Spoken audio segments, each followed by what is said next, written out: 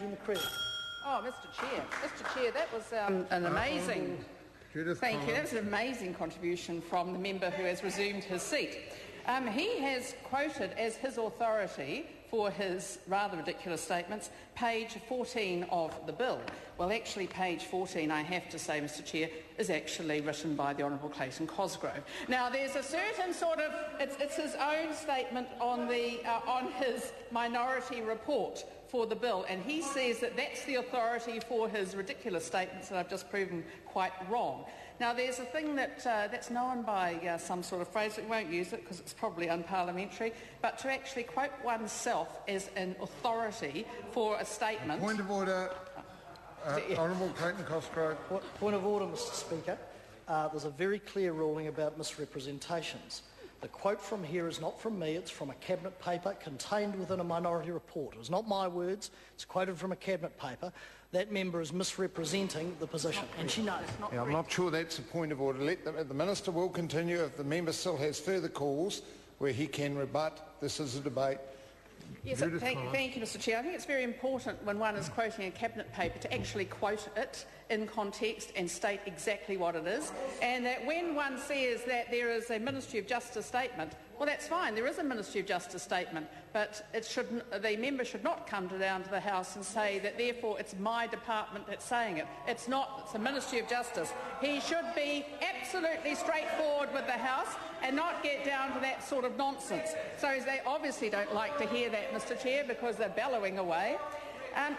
Another thing he dealt with was, an issue of, what was that? Oh.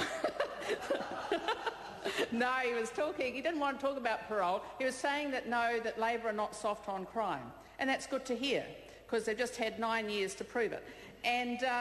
And what we haven't noticed is that much of a drop in crime after 9 years of Labor government. What I did notice, though, is that they left us with not enough prison cells for the prisoners. They knew what the forecast was. They didn't bother to house them. They didn't actually put in the extra funding into parole so that the parole provisions could actually be dealt with properly. Instead, they left the Corrections Department in an utter mess, and mostly around their lack of funding. One of the first things we had to do with parole... Yeah. Honourable Steve Chadwick. I thought the Minister was responding to part 2 of this bill before the House rather than the previous 9 years.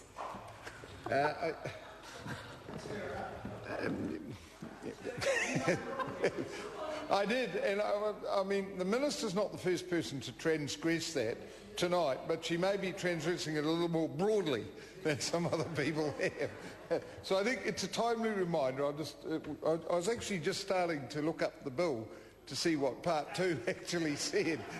Oh, Mr. Chair, well, actually, Part 2 is all about parole, so I think it's very important to talk about the fact that we need to have proper resourcing in parole, because otherwise, under the previous Minister, Phil Goff, all sorts of people are stuck onto parole and into community service but without the resourcing. And if someone does that, unfortunately we're going to have more problems in parole. But I'm actually very confident that parole provisions in this bill are sensible, they're very clear, and it's very important to understand that when we're dealing with violent recidivist offenders, that they need to know there are boundaries, and that parole is not a right under this administration, it is a privilege.